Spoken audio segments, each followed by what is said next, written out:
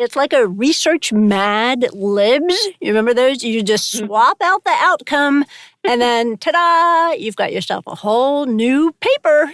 Mad Libs is a great way to describe it, Regina. These 6 papers are a lot like Mad Libs.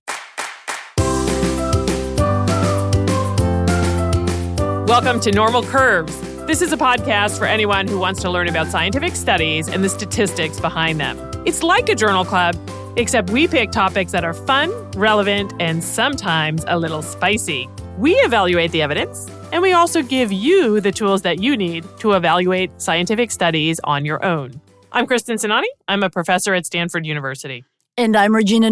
I'm a professor at Gallaudet University and part-time lecturer at Stanford. We are not medical doctors. We are PhDs, so nothing in this podcast should be construed as medical advice. Also, this podcast is separate from our day jobs at Stanford and Gallaudet University. Regina, just last week, I saw a headline on Twitter and in Runner's World online that caught my attention. Ooh, once again, covering breaking news here on Normal Curves. I know. Here's the headline from Runner's World, September 25th. Pre-race vitamin D could do wonders for ultra runners' bone health, according to science. And this is how the article summarized the study. The researchers found that the runners who took a hefty single dose of vitamin D before the ultramarathon were better guarded against bone damage than those who didn't. Kristin, this is right up your alley, isn't it? Runners and bones and vitamin D. Yes, this is why I pulled this study, because I've been the statistician for many projects about runners and bones, and I've even analyzed data on ultramarathoners. But because I'm a vitamin D therapeutic nihilist, as we've talked about before, I definitely pulled this paper with a skeptical eye. Right. We do have 2 episodes debunking research on vitamin D. See Vitamin D episodes 1 and 2. Yes, but Regina, when I pulled the study, I actually got all excited because in the title, it says double-blind, randomized, controlled trial. Ooh, probably your heart was like mine, all aflutter, double-blind, and randomized. You are melting heart here, Kristin. Yes. So I actually, when I saw this, I was determined to keep an open mind because maybe this is a really good study. And this is a huge dose of vitamin D in a very specific context. So it is totally possible that this does something even if the daily vitamin D pill doesn't. I like that you're open-minded. I went into this with a very open mind, Regina. So the claim for this episode is just the claim of the paper that taking a big dose of vitamin D right before an ultramarathon can reduce bone breakdown from the race. Ooh, interesting claim and very targeted, too. It's the only paper that I know of, Regina, that's looked at this narrow question, which should make my life easier for this episode in theory, because in theory, this episode is just about a single paper. In theory? Yeah, in theory. Because for reasons I'm going to reveal later, I actually ended up having to scrutinize 6 papers for this episode. 6. Nice foreshadowing, Kristin. I like the suspense. Yeah, I'm going to keep you in suspense here. All right, let me give a little background. First, ultramarathons are any race longer than a standard 26.2-mile marathon. Regina, I've only done regular marathons, but you have done ultras. And what's your longest? I have 50 kilometers or about 31 miles. Some were a little longer because they were out in the mountains. Kind of hard to get the exact distances right. But, these go up to 100 miles and more. They can be quite long. And Regina, how did you get into doing ultras? I was a boyfriend. The things we'll do for love. It's true. My boyfriend at the time was a big ultra runner. He did a lot of 100-milers, and he knew a lot of ultra runners, the Virginia Happy Trails Run Club. Oh. And I kind of fell in with the crowd. You know how, like when you're a teenager, you fall in with a bad crowd that does drugs? I fell in with the ultramarathoner crowd. Did you fall out of the club when you broke up with him then? I did, as often happens. Yes. Plus, I had an IT band injury. Oh, okay. The whole thing, yep. Now, You mentioned long races. Regina, the race we're going to talk about today, it was actually 240 kilometers. That is almost 150 miles. Woohoo! Okay, that is an exceptionally long one. Yes. I remember, can I tell a story about a friend? Of course. I had a friend who did 135-miler, but hers was in Death Valley in July in the summer. Whoa. Super hot. She had a whole crew of pacers and, people keeping her hydrated and well-fed. And get this, she and her pacers needed to run on the white line in the middle of the road. In the middle of the tarmac. Why? Because otherwise the black asphalt would melt the rubber off their shoes. No way. That's how hot it was? Oh, my goodness. She was in full garb, like everything covering her head. I think it was like she was going out like a beekeeper. You couldn't see anything of her. It took her, guess how long? 42 hours nonstop. Wow. That is a lot of time, especially, okay, get this. Also, it was just like a couple of weeks before, she had done the Western States 100-miler, so 100 miles just 2 weeks before, which I guess was a warm-up for this. Wow, that is kind of crazy. Wow. They are super crazy. I know a lot of crazy ultra runners. I would actually say they're crazier than, the drug crowd. Really? And how would you know, Regina? That's no a guess. Comment. I'm going to plead the fifth on this one. But one last thing, that Death Valley runner, wonderful friend of mine, she's actually a stats teacher in Virginia. Oh, wow. And she might have been in the study that I analyzed data from because I've analyzed data from Western states. Ooh, small world. Yeah. So, Regina, as you know from personal experience, ultramarathons are brutal on the body. My IT band, RIP. Right.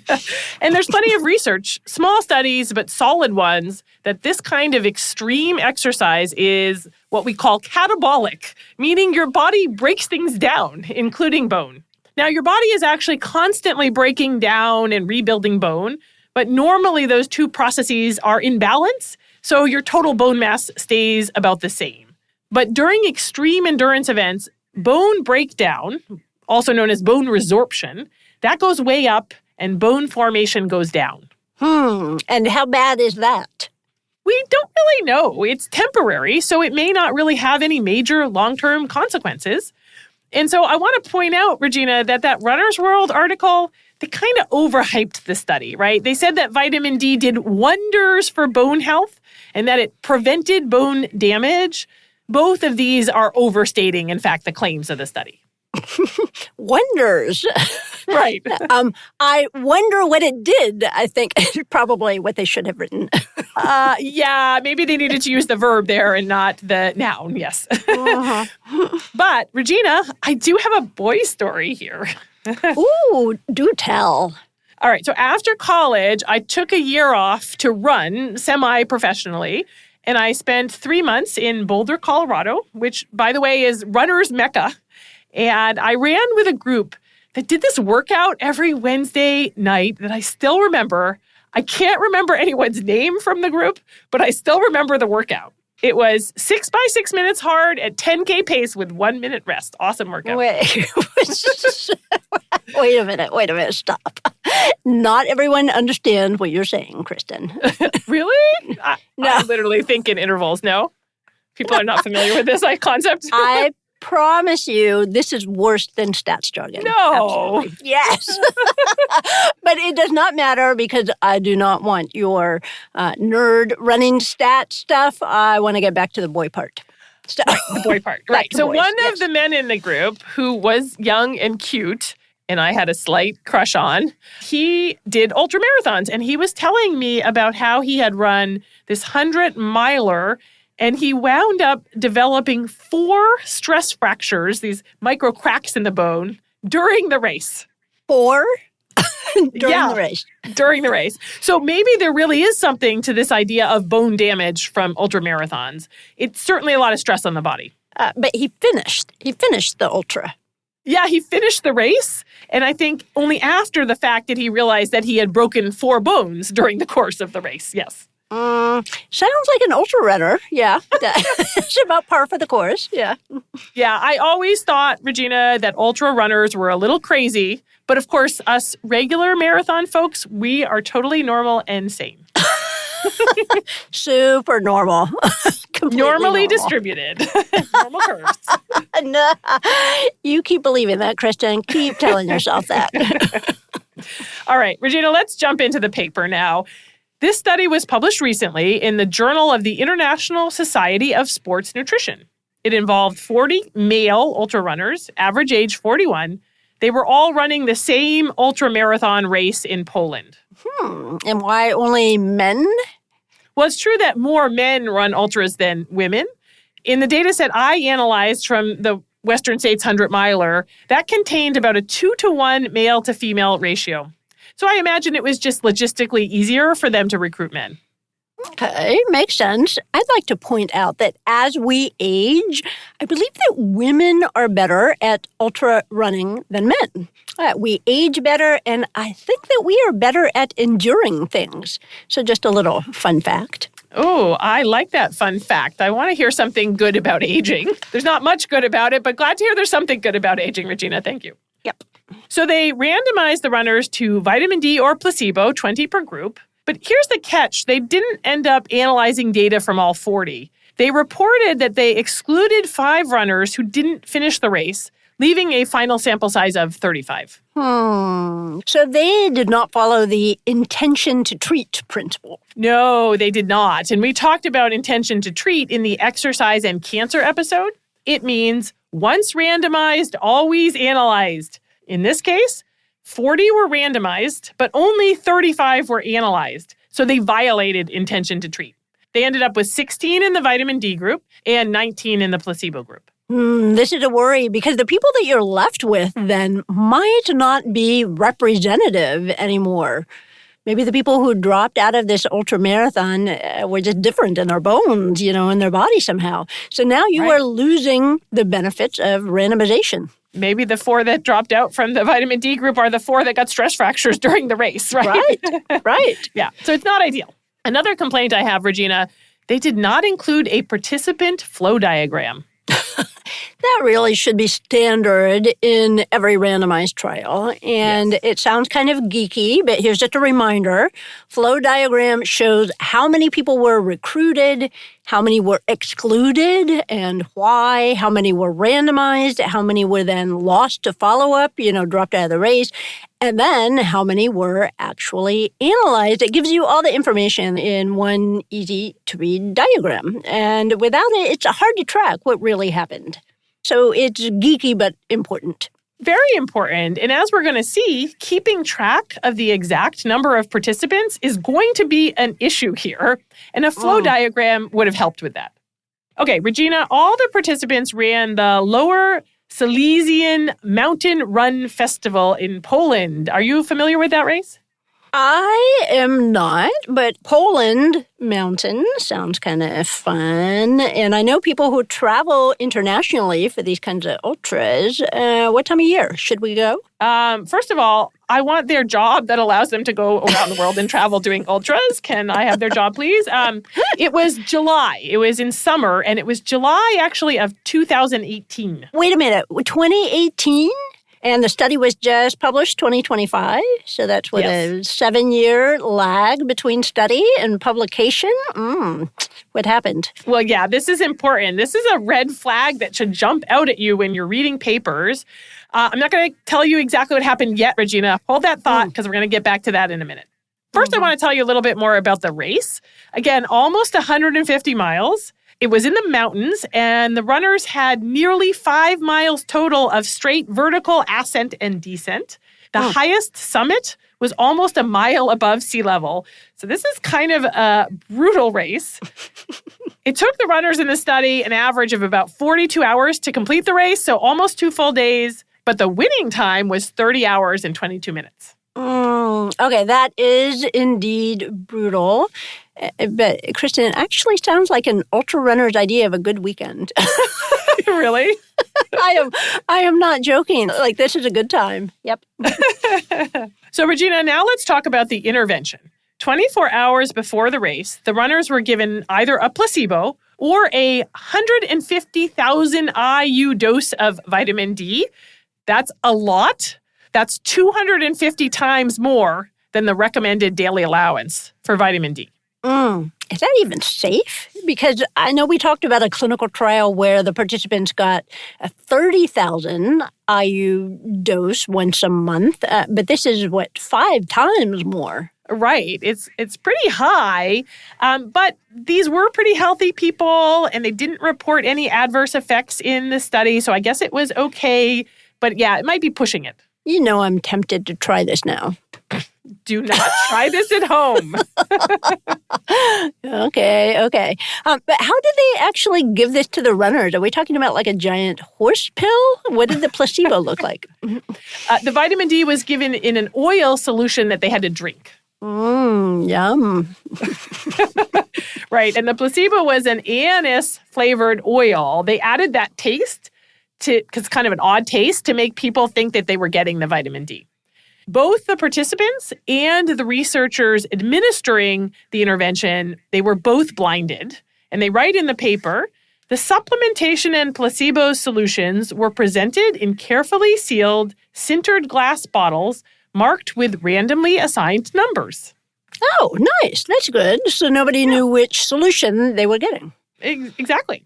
But after that, it gets murky because they gave zero details about the randomization. They just say they randomized 20 runners to each group, but we don't know how they were randomized.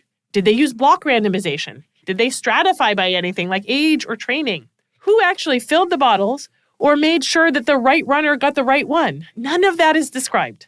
In a clinical trial, as we've talked about, Kristin, in our clinical trials course, those details are boring but crucial. Yes. Because without them, you cannot be confident, right, that the study was properly randomized, which, by the way, is the whole point of a randomized clinical trial.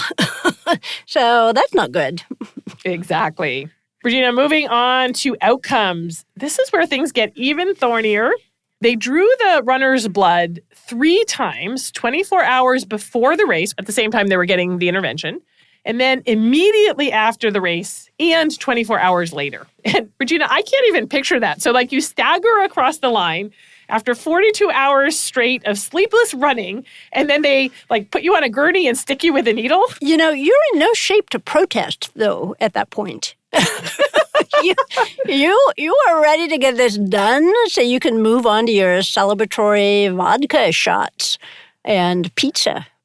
Right. So they literally lie you down on the gurney, stick the needle in, and hand you a vodka shot. Mm-hmm. Yeah, that is at least what I'm picturing, and not that far off from the ultra parties that I have seen. Yep. I guess you're burning a lot at this point. It's catabolic, so you might as well put the vodka in. I'm sure that gets burned off too. No consequences, right? And a bunch of chocolate. Right. It's all free calories and alcohol. Free calories, yes. So what were they actually measuring in the blood? They were measuring different biomarkers. In this paper, they report 6 bone-related biomarkers, including markers of bone resorption and formation, which we talked about earlier. But, Regina, they did not specify which of these markers was the primary outcome. Oh, not good. In a randomized trial, you must decide ahead of time what your primary outcome is. What is the one result that really matters the most to you? And then commit to it. Because if you don't commit to it, Kristin, you're like the multiple testing bad boyfriend that we talked about in the review episode. You are just leading the variables on under false pretenses, leading to false positives and broken hearts. Yes.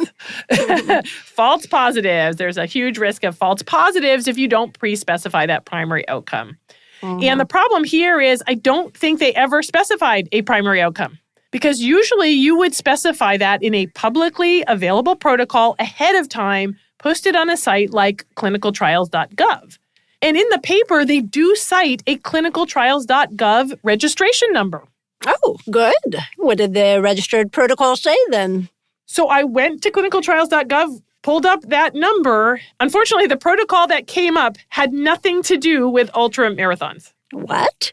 Yeah, it was by the same research group, But it was a totally different protocol. It was a protocol for a Nordic walking study that also involved vitamin D, but it was not the ultramarathon study.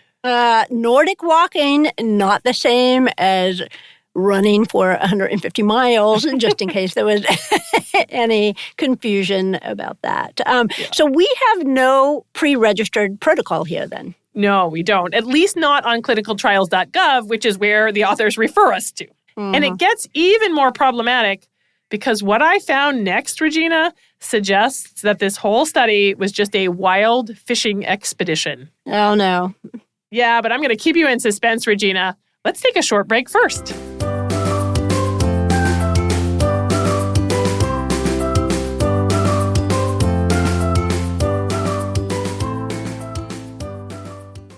Regina, I've mentioned before on this podcast our clinical trials course on Stanford Online. It's called Clinical Trials Design, Strategy, and Analysis. I want to give our listeners a little bit more information about that course. It's a self-paced course. We cover some really fun case studies designed for people who need to work with clinical trials, including interpreting, running, and understanding them. You can get a Stanford Professional Certificate as well as CME credit. You can find a link to that course on our website, normalcurves.com, and our listeners get a discount. The discount code is normalcurves10. That's all lowercase.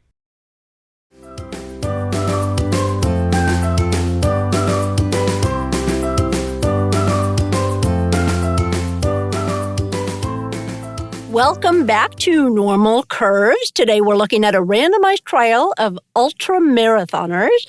Kristin, you were about to tell us something shocking, that your statistical sleuthing turned up. What do you have? So there's a line in the paper that really caught my eye. They write, details of the participants' physical characteristics, training loads, and performance are reported elsewhere. And then they cite a paper that turns out to be a 2021 paper from the same study using the same participants and same data set. Wait a minute. So this is not the first paper on this study or data set? Nope. And, so this explained that 7-year gap then between the race and the publication, doesn't it? It does. And I started Googling around for other papers on this study, and I didn't just find one more. I found 5 more papers, all published from this same data set. One published every year since 2020. Like clockwork. Yep. So they have been slicing off pieces of this data set and publishing them for years. Yes, it's a classic case of salami slicing the data. We've talked about salami slicing before on this podcast, Regina. We have. We talked about it in the dating wish list episode. And in that case, we actually said the paper there was the opposite of salami slicing. That was a full salami there. That was the big salami. But here we have the perfect example of this sliced up salami. Yes. Let me remind everybody what salami slicing is. It's what happens when researchers take a single data set and they chop it into as many papers as possible. So instead of writing one solid study, they publish little fragments, each with the same participants, same methods. But, for example, they might just swap out the outcome variables. Mm-hmm. And why do they salami slice their data? They do this to pad their publication record. It's kind of clever, actually. It's like a research Mad Libs. You remember those? You just swap out the outcome, and then, ta-da, you've got yourself a whole new paper. Mad Libs is a great way to describe it, Regina. These 6 papers are a lot like Mad Libs. They cut and paste a lot of the text from the intro, methods, and statistics sections from one paper to another, but then they just swapped out which biomarkers they were looking at. The papers even have the same basic tables and figures. They look exactly the same, except they, again, just swapped the biomarkers out. So in addition to being just lazy science, the problem with this is that when you test a bunch of outcomes, like they've done here, your chances of false positives shoot way up. And if you're salami slicing those results across separate papers, then you're just losing the bigger picture here. So readers are just seeing one thin slice, not the whole salami. And we want to see the whole salami. So readers have no idea how many tests were run. And that means they do not realize how high the risk of false positives really was. Yeah, that's it exactly, Regina. When you see only one paper in isolation, it looks more convincing than it really is because you're missing the rest of the picture, the rest of the salami.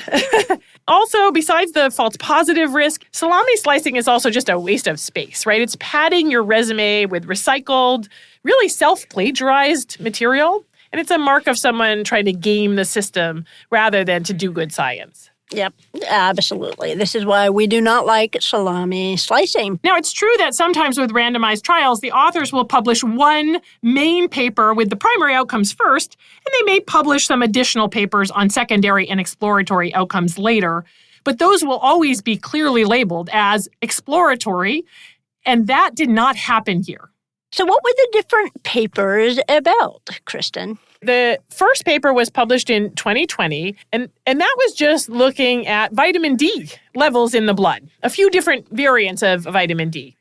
They found that vitamin D levels in the blood increased in both groups, but not surprisingly, it increased more in the group to which they had given vitamin D. So isn't that kind of obvious? Isn't it just showing, people took the vitamin D they were supposed to take? Yeah, it's just like a compliance check. It does not deserve a whole separate paper for sure. Oh, goodness. Then in 2021, they published a paper where they looked at markers of inflammation like IL-6. Then in 2022, it was markers that were related to the tryptophan breakdown pathway. This influences apparently stress and brain function. Then in 2023, this one's fun, they looked at all 20 amino acids in your blood, all amino acids separately, like leucine, arginine, and so on, and then a bunch of ratios of amino acids as well. Oh, my goodness. So this is getting in the weeds. And what do these things even tell you? I don't know. What does the level of leucine in your blood tell you? I don't know that it tells us anything, The 2024 paper, they reported markers related to the amount of iron and iron metabolism and also cardiac markers like troponin, the breakdown of heart tissue. And then finally in 2025, that's the paper we're looking at today, they reported markers of bone health. Oh, goodness. So do they admit that they were salami slicing, or at least were they transparent about all their previous papers?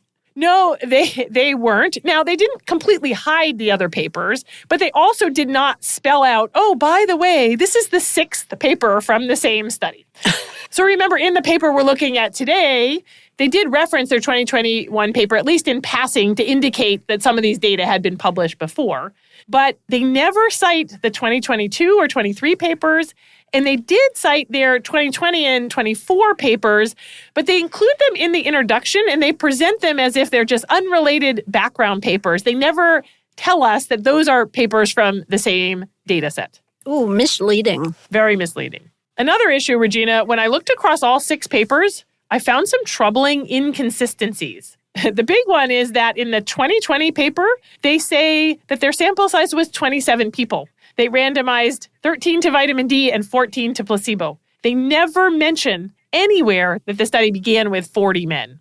Wait, so they dropped from 40 men down to 27 without explanation? Yeah, this is definitely a problem. They're not being transparent. Yeah, that is a big red flag. And getting back to that participant flow diagram, this is why journals ask for that, so you can see these kinds of inconsistencies a little bit more clearly. Exactly. And Regina, I'm going to hold off on telling you why I think they only reported 27 in this paper until a little bit later. But I also want to point out that in the 2021 through 2024 papers, they say the sample size was 35. And they never mention that they started with 40 men. Now, this might just be a reporting omission, but it's misleading to not report that you had dropouts. Mm-hmm. And Regina, there are other details that shift from paper to paper. For example, their exclusion and inclusion criteria change. In the first paper, they said one of the inclusion criteria was that participants had to be experienced ultramarathoners, and they defined that as having started at least 2 ultras before. But in later papers, that number jumps to 5 ultras. Well, that's a big difference. 2 and 5, definitely not the same when it comes to ultras. Exactly. And then for the first 5 papers, they say that their age criterion was at least 30. But in the last paper, that's one we're looking at today, this suddenly becomes that they had to be between 30 and 50 years old. Again, very different. Right. They're capping it at 50 all of a sudden. And then in this 2025 paper, they also added 2 new inclusion criteria about BMI and your baseline vitamin D level. And you can't just change your inclusion and exclusion criteria after the fact, because those are the criteria that you used originally to select your participants. Oh, my God. So this is beyond sloppy, because if they cannot keep track of something as basic as how they chose participants for their own study, how can we trust any of their results? That's the problem, Regina. If the write-up is this careless, then how careful were they with the parts that we can't see, like randomization, blinding, data collection, and data checking and cleaning? Exactly. So data cleaning, for example, might sound boring and not very sexy, but it is super foundational, super important. I find it very sexy, Regina. I know you do. I wanted to give you a chance to say that you found it sexy. The aphrodisiac of data cleaning. Not boring. Because not boring at all. See, you really do like wholesome things. Kristin, because if you mess that up, if you mess up the data cleaning, if you mislabel samples, if you let all these data errors slip in, then your entire analysis can be wrong. And yeah, you can still churn out these pretty graphs and pretty p-values, but really it's just garbage in, garbage out. Right. And I'm afraid there's a lot of garbage out there in the literature, Regina. Yep. Regina, there were some other sloppy elements scattered all over these papers, too. So in that paper we're looking at today, you go to the end of the discussion section, and it literally ends with a stray note half in Polish, something just like the authors forgot to delete. You're kidding. Yep, just sitting there, right? Another paper, they left table 1 near here as a note in the text, like a reminder to the copy editor. Again, they forgot to delete it or take it out. That means nobody checked the proofs carefully. Mm-hmm. And across all the papers, I found misnumbered references. Like they cite reference 21 when they clearly meant to cite reference 28. And I wasn't digging for mistakes. These were just the ones I stumbled on. Really sloppy. Kristin, you and I have talked about preprints needing to brush their teeth and wear deodorant. Right. See our episode on that ChatGPT study. But it's even more important when we're talking about peer-reviewed publication. What would be the equivalent now, Kristin? Right. It's not even like a first date anymore. It's like your engagement or something, right? So you got to raise the bar above just showered. I'm thinking you need to put on maybe like a suit. Or at least some shoes, Right. Whiten your teeth. Whiten your teeth. Oh, I like that. They did not use a comb or put on a suit or whiten their teeth for this. If you've got stray little things half in Polish that they forgot to delete. Yeah, exactly. And Regina, speaking of peer-reviewed publication, another thing that doesn't give me confidence in this paper is the whole peer review process behind the scenes. The first 5 papers in this salami slicing were all published in the same journal called Nutrients.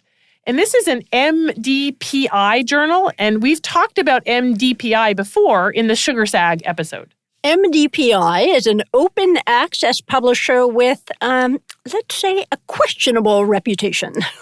Yes. It doesn't mean every MDPI paper is flawed, but given the publisher's reputation, we need to approach these with extra caution. And what I saw of the peer review for these papers didn't give me much comfort. This journal does allow authors to opt into publishing their peer review reports publicly, which is great. Oh, interesting. And did our authors opt in?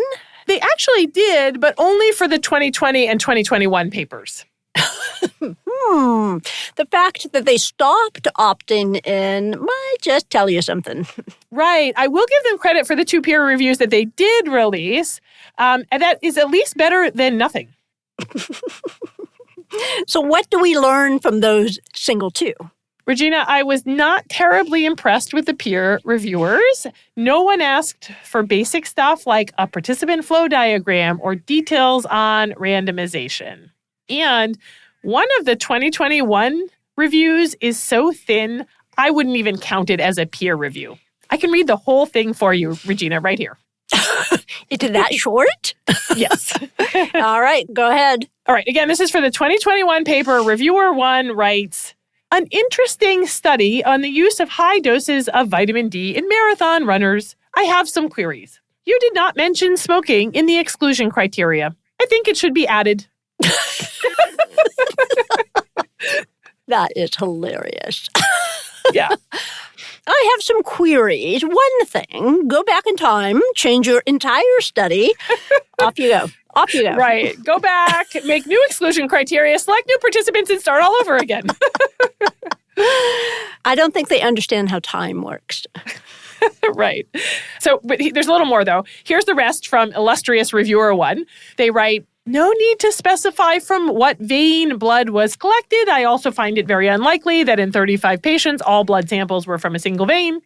And a small description of vitamin D and its function would be a great addition to the introduction. Here's an article you should consider. And that's the whole peer review. To summarize, this peer review basically says, good study. Please add an exclusion criterion after the fact. I want to quibble about how you described a vein, and please define vitamin D. And that's it. No real substance. That is it? Yes. Oh, my God. This is amazing, Kristin. We need to frame this somewhere, maybe. We'll put it on a T-shirt. Coffee mug. This would be a great merch item, Regina. If your peer review can fit on a T-shirt or coffee mug, maybe you should do a better job with your peer review. Also, I think this is why the author stopped opting into releasing their peer review, because this really exposes a lot. I know, it airs their dirty laundry, right? This is not a peer review. This is like comedy gold, though. It's like a parody of peer review. Yeah, Regina, I agree. This is comedy gold, but only to nerds like us. They are not going to fill the comedy club with this material, as funny as you and I find it. Mm-hmm. Now, to be fair, peer reviewers are volunteers, so I want to point out that even in good journals, you sometimes get a lazy reviewer. But a good editor is going to throw that review away and get another one, and that didn't happen here. Yep. Now, for that 2021 paper, reviewer 2 was a little better. They at least flagged a few important things, including that they noticed that the authors had published a paper previously in 2020, and they noticed that that previous study had only 27 participants and not 35. And they asked the authors about that discrepancy. Oh, good for them. They were on the ball. Yeah, I'm not going to give them a medal in statistical sleuthing for this one, but at least they noticed that. Yes. And did the authors come back with an explanation? Yes. And if I'm interpreting their explanation correctly, they basically said, hey, we only ran the vitamin D assays on 27 out of the 35 people back in that 2020 paper because that was sufficient to give us statistical significance. So why would we keep going and spend the money running the assays on those other 8 samples? This is not how science should work at all. So, Kristin, it sounds like they are admitting that they stopped analyzing blood samples, right, in the first paper because they got the p-value that they wanted. Yeah, exactly. And this is p-hacking, plain and simple. No two ways about it. You do not just stop measuring once you get the result that you want. That is another red flag here. Sorry. Nope. Yeah, it's a type of torturing the data. Yeah. Yep. Let's go back now, Regina, though, and look at the reviews for the 2020 paper because there's another piece of comic gold in here. So one of the reviewers asked the authors to run a statistical test that's pretty standard for this type of data. It's built into every major stats package. And I think you're going to get a kick out of the author's response. They respond, we agree that this approach would be beneficial. However, our statistical software package was unable to perform this test. So, translation, we didn't know how to do it, and we didn't want to learn how. Exactly. Yes. I actually looked up their software, and it can run this test. So basically, they just didn't want to read the software manual. Granted, those things are really boring to read. Yeah, but no excuse Not at a good all. excuse, yeah.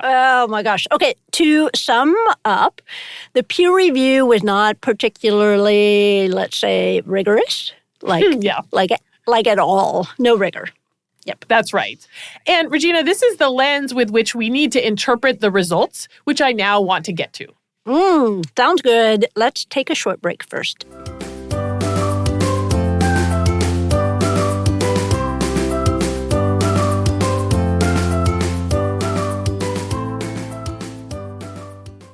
Kristin, we've talked about your course, Writing in the Sciences, on Coursera. Maybe you could tell people a little bit more about it. It's a self-paced course for anyone who needs to write scientific papers. And I give a lot of practical demonstrations for how to improve your writing to make it much more clear and concise. And you can earn a certificate from Coursera. You can find a link to that course on our website, normalcurves.com.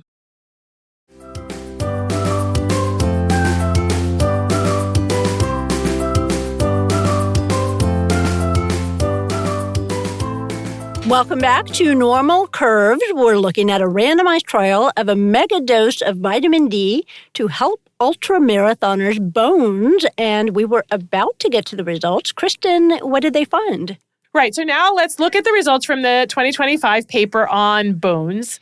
Remember, they reported 6 biomarkers related to bone health, and 5 of those 6 were statistically different over time in the 2 groups. Interesting. Let's look at 2 key results, Regina. They found significant differences in markers of bone resorption and bone formation, things we talked about earlier. So one of those markers is CTX, and it's a marker of bone resorption, basically how fast bone is being broken down. Previous studies show that CTX spikes after a major endurance event like an ultramarathon. But interestingly here, the placebo group barely changed, and the vitamin D group actually went down, suggesting that breakdown was reduced, not increased. Well, that doesn't make any sense. It's a little contrary to what you might expect. They also looked at PINP, which is our marker of bone formation. Other studies show that bone formation usually drops after an event like this. But in this study, the placebo group did not change, and the vitamin D group actually went up, suggesting that they were building bone. And Regina, I find these results a little hard to believe because they imply vitamin D not only prevented bone damage, but somehow promoted bone growth while people were running 150 miles. Apparently running 150 miles is good for you. Everyone should do it. Great for your bones. Right. Okay, so yes, they are finding positive results here in this study, but we are not sure how much to trust them, right? Because of these weird unexpected findings that don't really match with what we know about bones and races. And on top of that, we've got the paper being the equivalent of, an unshowered date. And I'm going to add another red flag, Regina, which is their ever-shifting sample size because we have more shifts. So this paper claims to have analyzed data on 35 men, but when I look closely at the statistics, that does not seem to be true. In Table 2, they report something called degrees of freedom, which are directly related to sample size. And from those, I was able to work back the sample size included in those analyses. Regina, can we take a quick statistical detour now to explain what degrees of freedom are? Ooh, great idea. I love degrees of freedom, and students find these really mysterious. They find them completely mysterious, yes. But really, they're just the number of independent pieces of information that you have when you're estimating something. That sounds weird, but kind of think of it like this. So suppose, Kristin, you and I and a group of statistician friends are all going out for pizza, and we all chip in for the pizza one by one. And the last person to chip in, let's say it's you don't get to choose how much to pay because we've already thrown in our dollars. So you are stuck with paying whatever makes the total add up. Right. Right. So Right. So you have no freedom in the matter. The degrees of freedom are kind of like counting how many people actually had a choice in the matter, and it was all of us except for you. Right. N-1. That's how many degrees of freedom. Right. Exactly. So the simplest case in stats is when you are estimating a mean, which is kind of like talking about the sum here. If you've got 10 people's test scores and you already know the average, then 9 scores can vary. They can change, but the 10th is locked in. Just like we talked about the last person paying the amount to get us to the total for the pizza. So for a simple mean, the degrees of freedom are N-1. In this case, in this paper, it's not quite as simple as a mean and an N-1 because they're using something called the repeated measures ANOVA. And so the degrees of freedom are a little bit more complicated. But the principle is the same. Each effect and each interaction uses up some of the information, and that's reflected in the degrees of freedom, which they reported here. And it's kind of like a statistical footprint. From those numbers, I can work backwards to the sample size. And I did the work, worked backwards to the sample size, and it tells me that there were 32 men included in those analyses, not 35. I love this, Kristin. Using degrees of freedom is such a simple, clever way to do statistical sleuthing.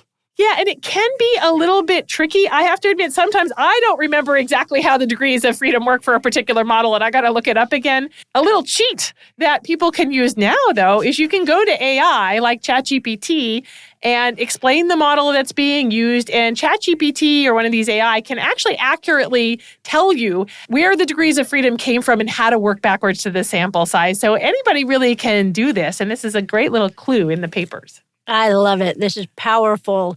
So, Kristin, getting back to this study, you are telling us that you found yet again the sample size is slippery and misreported. Yeah, they claim to have analyzed data on 35 men, but it appears that they only analyzed data on 32 men. They dropped 3 people from these analyses, and they didn't tell us that they did that, and they didn't tell us why, right? Did the blood samples just not run for these 3 people? We need to know that. Another suspicious detail related to degrees of freedom, Regina, is when I was looking through the 2021 to 2024 papers, the degrees of freedom in those 4 papers indicate that all 35 men were analyzed. Here's the strange part, though. The degrees of freedom in every single analysis for every biomarker across those 4 papers, that was over 60 biomarkers, they are all identical. And the problem with that is it would mean that not a single data point was missing for any biomarker in any of the 35 men. And I find that highly implausible. Highly implausible. Why? With biomarker data, you almost always lose at least a sample or 2 when an assay fails. You're not expecting perfect coverage. And that should be reflected in the degrees of freedom. You know, a degree of freedom here is 32 rather than 33. But they're all identical. So what happened here, you think? I suspect, actually, that they just cut and paste the degrees of freedom across all of the tables and didn't actually tell us the real degrees of freedom from each analysis. But again, that is just sloppy.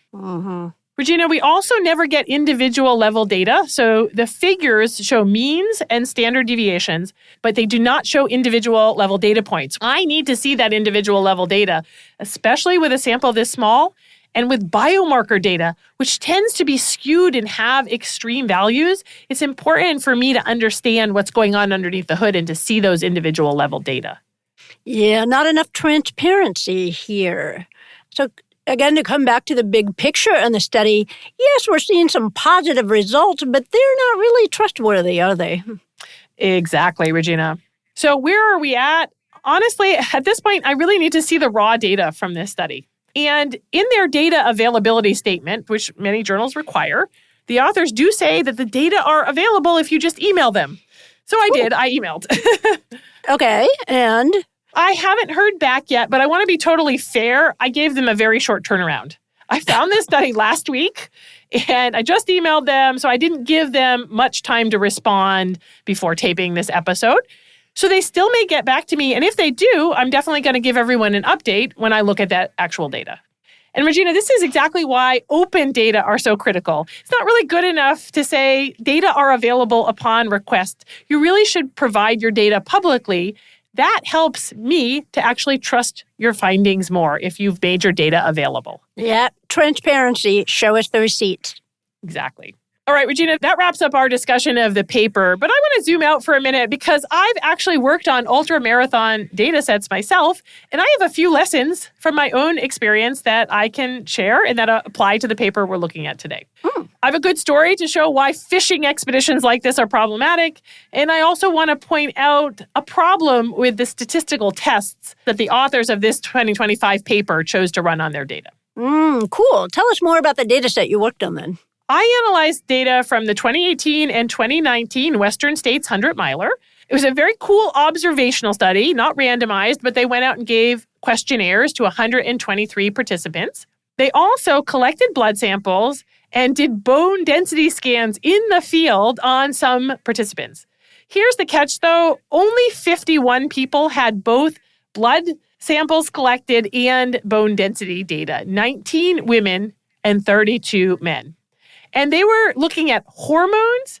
So that's very different in men and women. So we needed to analyze those groups separately, leaving us with pretty small numbers. Of course, small numbers are always the case in ultramarathon studies. You're lucky if you end up with a few dozen runners with complete data. Because how many people are crazy enough to run 100 miles in the first place, right? Right. It's just an inherently limited group in terms of sample size. Now, for this paper, on the Western States data, the authors wanted to run a bunch of correlational analyses, correlating different hormone levels to bone density at different sites in your body. But I didn't think this was a great idea because I didn't think those analyses were going to be very robust. So I advised them to instead focus on descriptive statistics, describing the population, like how many women had menstrual irregularities, how many people had previous fractures. Descriptive statistics, as we've talked about in the past, are really useful and important, and sometimes they're just more appropriate than cranking out a bunch of p-values. Exactly. We talked about the importance of descriptive statistics in our male equipment size episode. So did they take your advice? Yes, they published a descriptive paper. They did include a few exploratory correlations, but we clearly labeled those in the paper as exploratory, and they weren't the focus of the paper. A fun thing happened a few years later, though, because they went out and got more data from the 2021 race.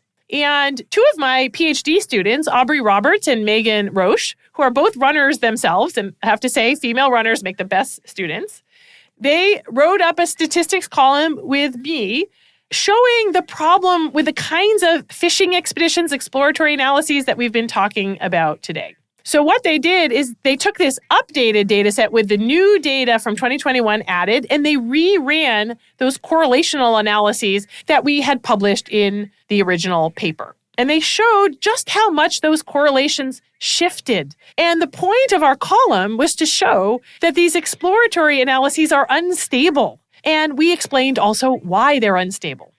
Wow, what a great column and a cool idea.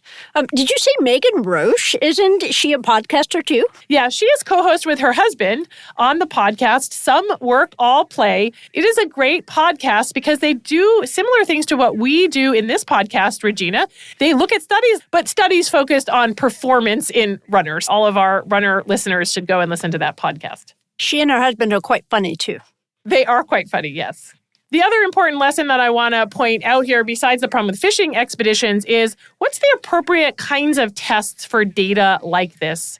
Because in the 2025 bone paper that we looked at today, they used what are called parametric tests, and I'm not sure that those were appropriate for these data.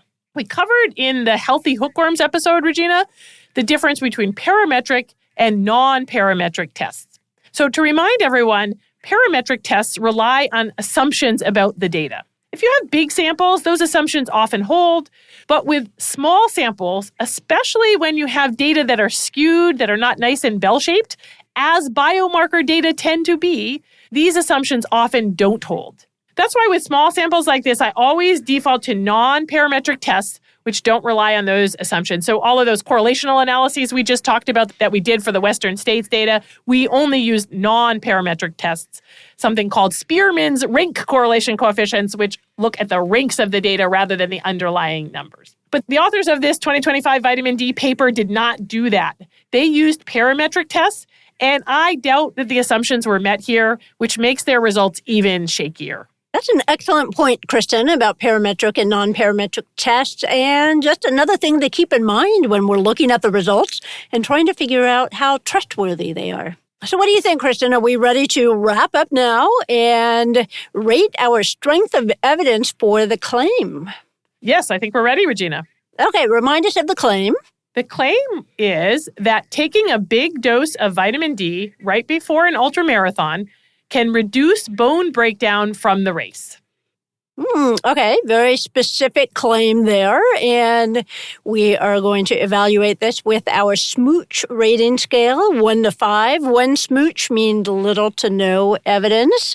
In favor of the claim, 5 means very strong evidence. And Kristin, what do you say? Are you kissing it or are you dissing it this time? I'm dissing it, as you might guess. I'm going to go with 1 smooch. They do have positive results in this finding, but if we look at the totality of the evidence, the fact that they salami slice so many papers out of this data set, all of the red flags and shifting sample sizes that are not transparent and unexplained, I just don't trust these results. I'm going to need to see the data myself. And so I'm going 1 smooch. What about you, Regina? I'm going to do 1 smooch too, for all the reasons that you mentioned. It just does not feel very robust when you are looking at this one narrow study in the context of everything. So 1 smooch, not convinced.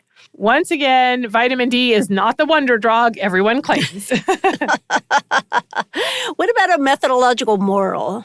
Yeah, I'm going to focus today on the salami slicing because this is one of the more blatant cases of salami slicing that I've ever seen. So here's mine. Yeah. Publishing the same study again and again with only the outcomes swapped is Mad Libs science, better known as salami slicing. Oh, I like it. How about you, Regina? I'm going to pick on the degrees of freedom thing in here because that's kind of a new one for us. So here's my methodological moral. Degrees of freedom are the breadcrumbs in statistical sleuthing. They reveal the sample size even when the authors do not. Oh, I love that. That's such a good little trick for people to know. And again, even if you think I'm not up on my degrees of freedom, you can now go get a little help from AI and you can work back those sample sizes. The sorts of things we're talking about today, it's very easy to go pull the original paper like you did and look through it for clues. I think it's important because sometimes people feel, oh, I'm not a statistician, I'm not a scientist, I see this interesting thing, in the popular media, and I need to trust it. Or if I were to go pull the study, I wouldn't know how to read it. But this is showing that, no, go ahead, pull the study, look at it, and there might be some things popping out at you, and you don't need a stats degree. No, and this is a perfect example, Regina. This was an open access paper, so anybody can go access the full text of this paper. And the kinds of problems that we found in this paper definitely do not require a degree in statistics. Yes, the degrees of freedom is probably the most complicated thing, but things like there's stray text at the end of the discussion section where the references are misnumbered or the sample size keeps changing. Or there's actually 6 papers published on this data set that they didn't tell us about. That was easy to Google and find. You do not need a statistics degree to figure out that this study is not trustworthy. Yeah, I think this is the perfect example of that. And it feels like maybe the results were a little overhyped in the journalism piece. Yeah, I'm going to critique that Runner's World article. Sorry, just like we critique researchers in this podcast, sometimes we might critique science writers. I think that author did not really do their homework, and they were overly excited about the results and probably should have given the underlying full text paper a quick look. Yep, Kristin, I agree. So this whole thing has been very interesting, and I think that I am now going to be able to restrain myself from taking 150,000 IUs of vitamin D before I go out for my next run. Good, Regina. Very good. Yes. So thank you, Kristin. This has been delightful, as always. Thanks, Regina, and thanks, everyone, for listening.